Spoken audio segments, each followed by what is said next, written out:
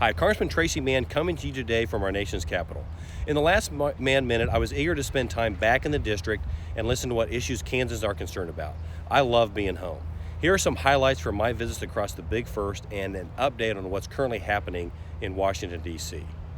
Last week, I hosted 12 town halls during the Mann listening tour. Thank you to everyone who took time out of their schedules to attend and let me know the issues that are important to you.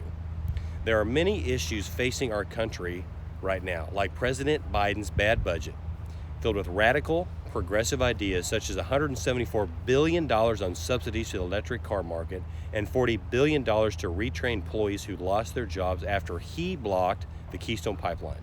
These egregious spending priorities have to end, and I will continue to fight against them. This week, I spoke on the House floor 3 different times against President Biden's radical agenda. Under President Biden, Communist China, the Mexican cartels, and socialism win every day. Under President Biden, America loses. While Communist China covers up COVID-19, President Biden is denying science, keeping people unemployed and hurting Americans' prosperity. President Biden and Vice President Harris have refused to visit the border for over 90 days to see the crisis going on firsthand. They also refuse to secure our country and enforce immigration laws. While socialists are pleased with Biden's latest spending spree, the economic disaster to follow will cripple America's families' purchasing power and leave future generations with the crushing burden of the national debt.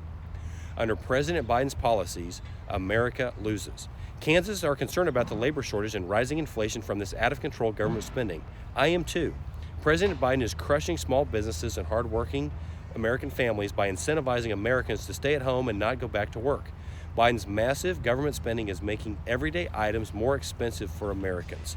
Inflation is real, and we know it's happening. Kansans are troubled by the possibility of government overreach on their private property through egregious executive orders like the 30 by 30 proposal, which is why I introduced the No Land Grab Act, which would stop any seizure of private land from Kansans. It's clear President Biden's budget and the progressive policies from the Democrats do not represent Kansans.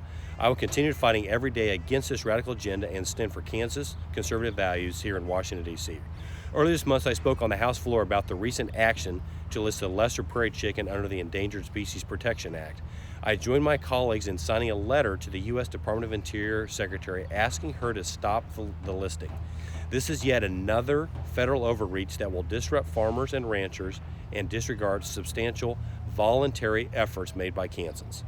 This month, I also supported legislation protecting the Second Amendment, improving oversight and transparency of care for senior citizens, and research on investigational drugs for ALS disease. Before wrapping up this Mann Minute, I want to recognize 3 of my first interns: Grace Vogel from Hutchinson, Austin Ruff from Hanston, and Barron Winter from Dodge City. Thank you for your dedication and hard work this summer. I look forward to seeing what great things you accomplish next. And if you or a student you know are interested in interning in one of my offices, applications for the fall 22 internships are open. Visit my website, mann.house.gov, to apply. They can apply for Washington, D.C., Manhattan, or Dodge City. As always, if I can do anything for you, please don't hesitate to reach out or contact us through my website, mann.house.gov. Until next time, thanks for listening to the Mann Minute.